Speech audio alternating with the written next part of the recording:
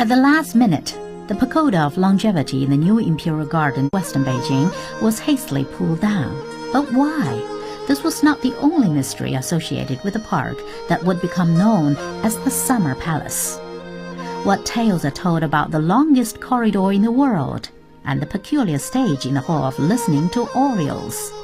To find the answers, watch Episode 3 of Untold Stories from the Summer Palace.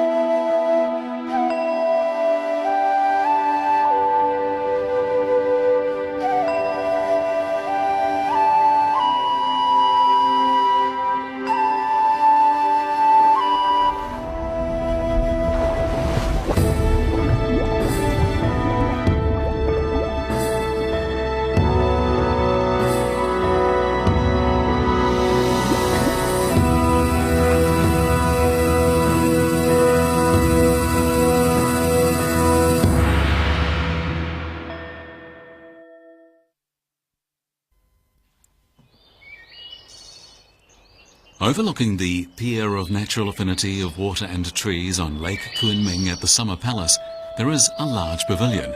It is the Pavilion of Buddhist Fragrance. Strangely, although it is the main building on Longevity Hill, the pavilion didn't appear in the original blueprints for Qingyi Yuan, the Garden of Clear Ripples, the name by which the Summer Palace was originally known. Emperor Qianlong, during one of his inspection tours of the south made in the company of his mother, saw in the city of Hangzhou a building called the Pagoda of Six Harmonies. Both the emperor and the Dowager Empress fell in love with it and agreed that Qingyi Yuan should have its own pagoda to be called the Pagoda of Longevity. The design would be based on Hangzhou's Pagoda of Six Harmonies and the Pagoda of Longevity at Baoan Temple in Nanjing.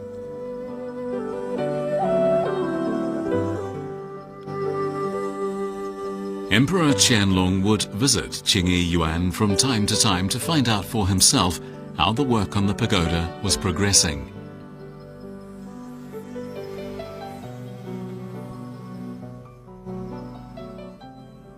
By the summer of 1758, 8 of the building's 9 tiers had been completed.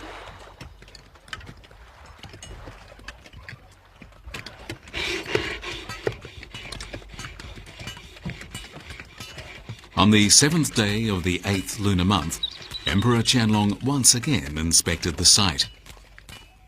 2 days later, San He, the chief minister of the Office of the Imperial Household, which was in charge of the construction project, received an imperial edict. To his astonishment, the emperor ordered that the Pagoda of Longevity be pulled down. According to documents from the Qing Imperial Archive, building and then demolishing the pagoda cost 370 taels of silver, 1/10 of the entire sum spent on Qingyi Yuan. Why should the pagoda have been suddenly demolished when it was so near completion? One of the many theories put forward over the centuries is that the enormous weight of the stone structure was causing its foundations to sink. Another suggestion is that the spot chosen for the pagoda was considered inauspicious.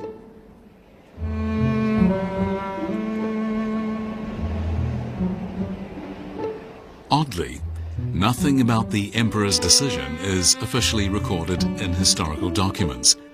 Several explanations given at the time by Emperor Qianlong, the only person who could have known the real reason, are contradictory and ambiguous.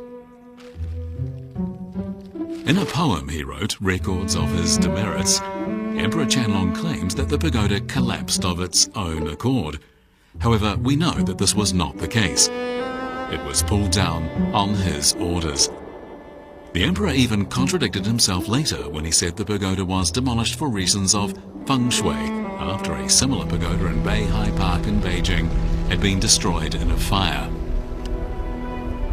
On another occasion, Emperor Qianlong stated that it was inappropriate to have a tall pagoda in the northwestern part of Beijing. To support this argument, he claimed to be quoting from the Ming Dynasty volume Records on the Capital City. However, no such statement can be found in that book. As time has passed, the real reason why the pagoda was pulled down has become more and more difficult to discern. The theories abound. In records of his demerits, Emperor Qianlong wrote that the geomantic conditions in the north are very different from those in the south. That was why the spot was deemed unsuitable for a pagoda.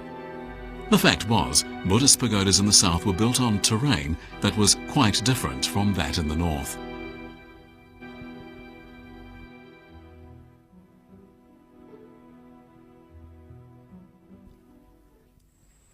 The Pagoda of Six Harmonies in Hangzhou was built on a vast and open area of ground, and it was in harmony with its surroundings.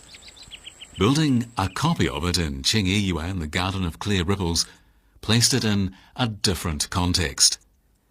As the main building sited at the top of Longevity Hill, the pagoda would be the focal point of the entire garden.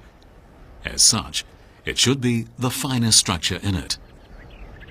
In reality, though, standing on Longevity Hill, the pagoda must have appeared isolated and completely out of proportion with the surrounding buildings. Taking into consideration the entire panorama of Western Beijing's 3 hills and 5 gardens, the Pagoda of Longevity should have been set off by Jade Peak Pagoda and the Pagoda of Divine Height on Jade Spring Hill to the southwest.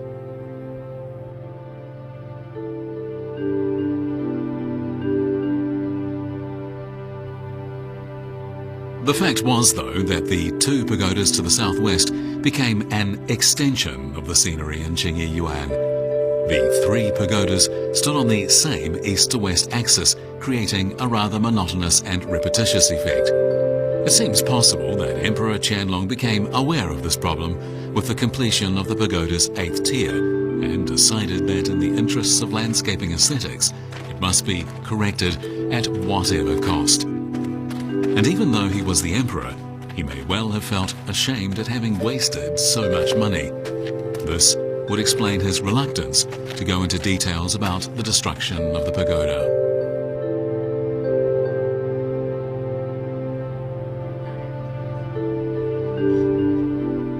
There is no confirmation of this explanation in historical documents. It is a deduction, one based more on an understanding of the classical art of landscaping than on actual research.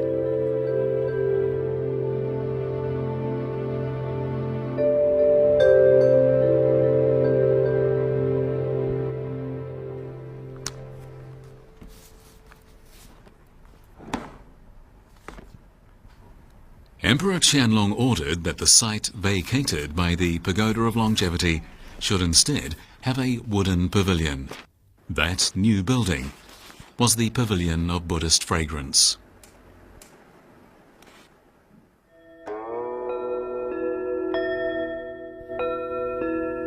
The name Buddhist Fragrance comes from a passage in praise of the Buddha found in the Sutras. The pavilion was built on a 20-meter-high square stone terrace.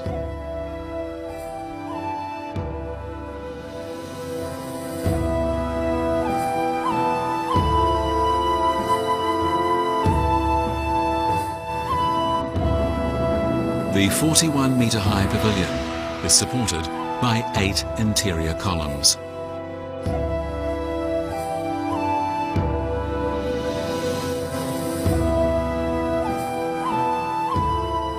The pavilion is octagonal in shape.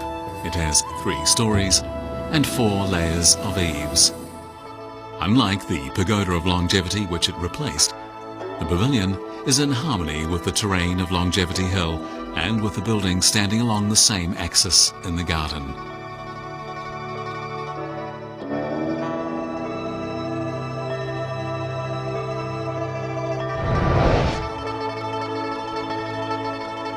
With Longevity Hill to its rear, the Pavilion of Buddhist Fragrance faces south, apparently looking down over the surrounding scenery.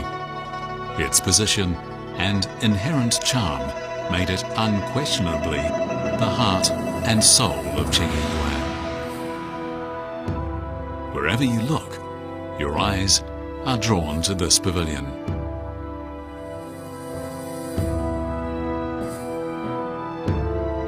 The beauty of the Pavilion of Buddhist Fragrance changes according to the background against which it is viewed. But one thing that never alters is its imposing air. Seen from the west embankment of Lake Kunming, the pavilion reveals how in Qingyi Yuan true harmony was achieved between the natural beauty of northern and southern China and the imperial architecture.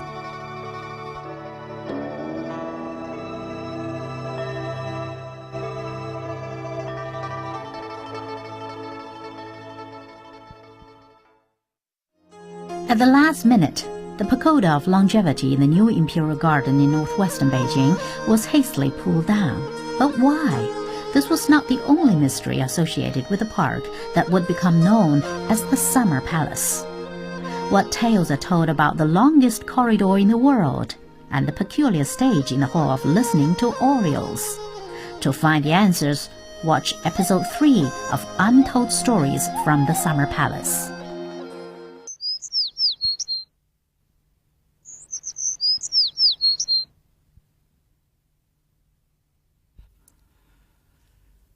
Located in front of Longevity Hill and just to the west is a building called Hall for Listening to Orioles. It consists of 2 floors and 5 rooms. It also has a theatre stage covering roughly 120 square meters. There's something quite unusual about this theatre. Unlike most theatres in China where the stage faces north, this one faces south. Although no one can say for certain what may have been the reason for this unusual arrangement, a story is told that may explain it. The Empress Dowager was a great fan of opera, and Emperor Qianlong often accompanied her to performances. One act in the Kunchu opera, The Beggar Picks Up a Gold Bar, is even thought to have been created by the emperor himself. It is also known that the emperor on several occasions appeared on stage to entertain his mother. Traditionally, the most exclusive seat in a theatre faces south. But since Emperor Qianlong was often appearing on stage, and he was still entitled to the best seat in the house, logically, in the Hall for Listening to Orioles, it was the stage that had to face south.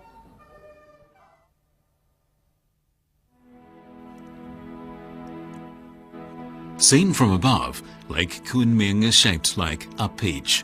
Its form provides credence for another legend. It is that since Qingyi Yuan was built to celebrate the birthday of Emperor Qianlong's mother, and since a peach is a traditional birthday gift, the garden was deliberately designed to contain a lake in the shape of a peach. Whether this is true or not, it is evident that filial piety is the theme of many of the garden's scenic spots.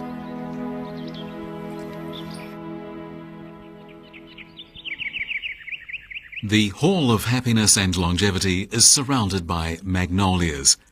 These are trees Emperor Qianlong's mother was particularly fond of, and which feature prominently in the landscapes of the south. The trees were planted in Qingyi Yuan on the orders of Emperor Qianlong. When the magnolias are in blossom, the air is filled with their fragrance. This is why the place came to be known as the Sea of Magnolia Fragrance.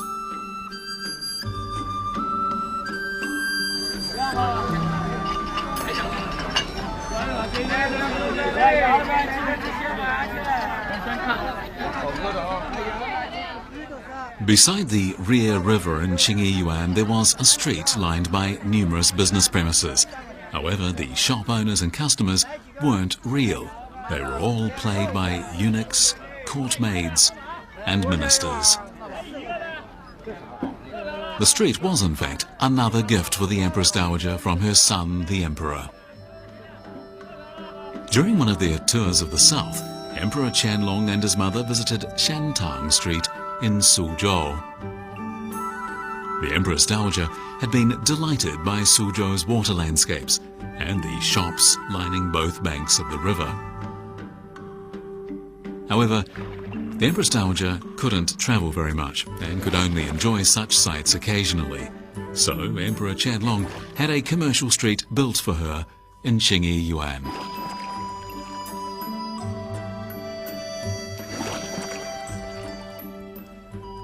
The street was also known as Suzhou Street. Along its 270-meter length, it was lined with more than 200 shops. In its layout, it was a copy of Shantang Street in Suzhou. There were, however, several premises that, with an archway front, were in the architectural style of the north. The shops all faced the river, and transactions could be carried out from on board a boat. The Empress Dowager was thus able to enjoy the laid-back lifestyle of southern China without ever leaving the capital city. A complex moral code was observed at the time designed to promote good governance. No aspect of this moral code was considered more important than filial piety. Emperor Qianlong, in his demonstration of filial love for his mother, also exhibited his devotion to Confucian tradition. This was important politically for the Emperor of Manchu, as it showed his adherence to traditional Han ethics.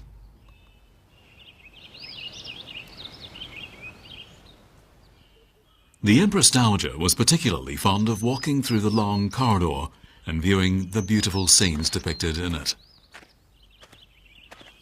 The long corridor extends from the Gate of Greeting the Moon in the east to Shejiang Pavilion in the west.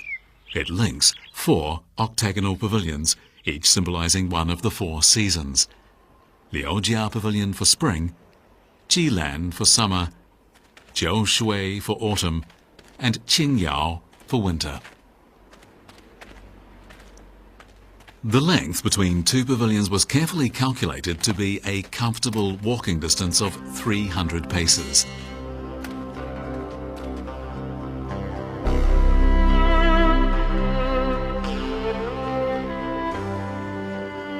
The long corridor is 728 meters in length. Today, it remains as structurally sound as when it was first built, and yet it is not supported by any stone or brick walls. It has survived for hundreds of years, thanks to the presence of the pavilions, which bring not only beauty to the long corridor, but also structural support. The long corridor was designed to follow the contours of the water and mountains. Like a winding ribbon, it links the various scenes along the foot of Longevity Hill. There are more than 10,000 colour paintings decorating the beams and crossbeams of the long corridor. They complement the natural landscape outside.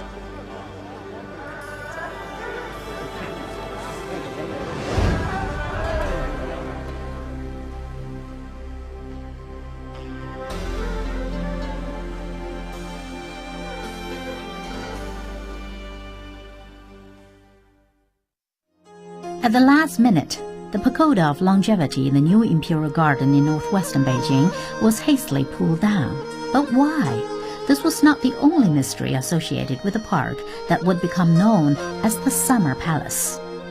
What tales are told about the longest corridor in the world and the peculiar stage in the Hall of Listening to Orioles? To find the answers, watch episode 3 of Untold Stories from the Summer Palace.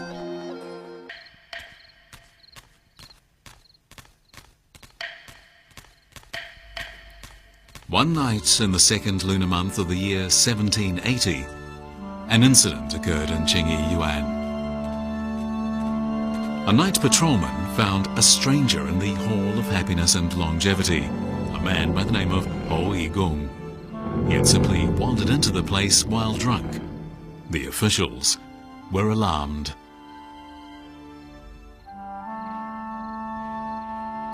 The blame was laid on the ministers at the office of the imperial household and a number of other officials, and they were all fined. But this was not the first time an intruder had entered Qingyi Yuan. The fact was, the garden had no surrounding walls other than a section between Wenchang Pavilion and the West Palace Gate, so it was relatively easy for someone to wander inside.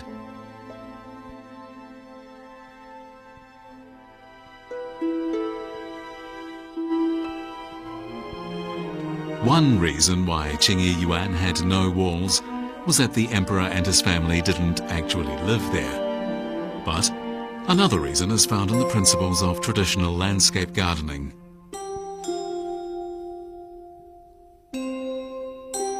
Water Conservancy of the capital city, painted by the court artist Hong Wu, shows that to the east of the garden were vast expanses of fields studded by villages and gardens.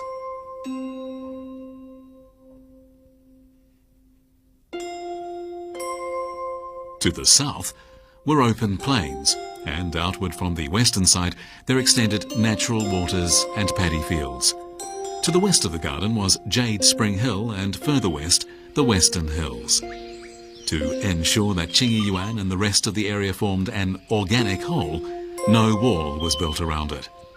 This way, the scenery in the garden could fuse with its surroundings and give the appearance of extending to infinity. This was one of the principles of classical Chinese landscaping. The most impressive feature of Qingyi Yuan is the way the beauty of the garden is enhanced by the mountains. The Western Hills provide a stunning backdrop. The foliage on Jade Spring Hill and Jade Peak Pagoda provide the middle ground, while the green fields at the foot of Jade Spring Hill and the garden itself comprise the foreground. The entire scene is like a traditional ink and wash painting, executed in different shades of colour. In the distance, the Western Hills serve as a natural screen, and in the foreground, Jade Spring Hill provides the backdrop to the 58-metre-high Longevity Hill, which appears much bigger than its actual size. The Western Hills and Jade Spring Pagoda are condensed into the scenery of the garden, providing a superb example of the Chinese landscaping principle of using the surroundings to enhance a garden's beauty.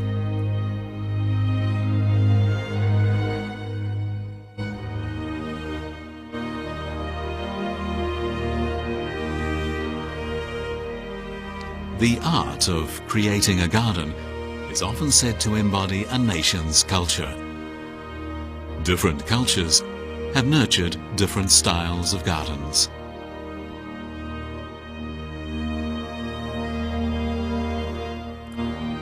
Yuan Ming Yuan, the Garden of Perfection and Brightness, was built before Qingyi Yuan.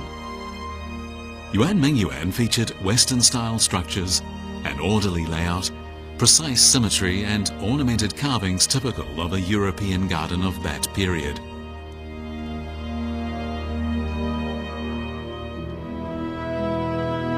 Chinese landscaping, on the other hand, stresses harmony with nature and tries to avoid any trace of artificiality.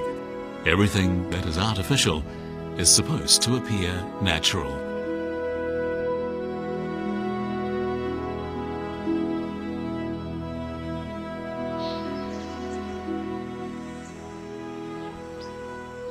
To the rear of Longevity Hill, it's still possible to see the ruins of Gai Chuan Garden, or the Garden of Everlasting Spring, which was built at the time of Qingyi Yuan. Along the hill, the buildings were arranged on 3 tiers, and the buildings on each tier were linked with corridors or stone steps. The terrain had to be adjusted so that the buildings could stand at different levels. A feature of the entire complex was the open spaces.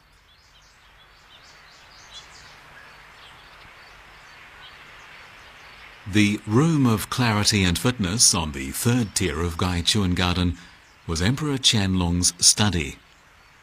The southern wall was bare rock, and today it's still possible to see verses written by the emperor engraved on this wall.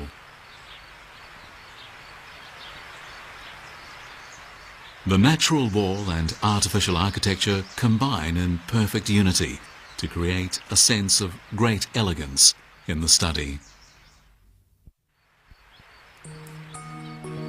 The buildings in Qingyi Yuan, despite their different styles, all maintained a sense of harmony with the environment. This was especially true of the bridges, whether they were arched or part of a pavilion, or in any of a number of other styles. Towering dragon boats could pass easily beneath the Jade Belt Bridge, whereas by contrast, Jiu Bridge, or the Bridge of Understanding Fish, almost touched the water. The 17-arch bridge was 150 metres long, compared to the half bridge, which could be crossed in a single step. There were more than 30 bridges at the Summer Palace, encompassing almost every style of classical Chinese bridge design.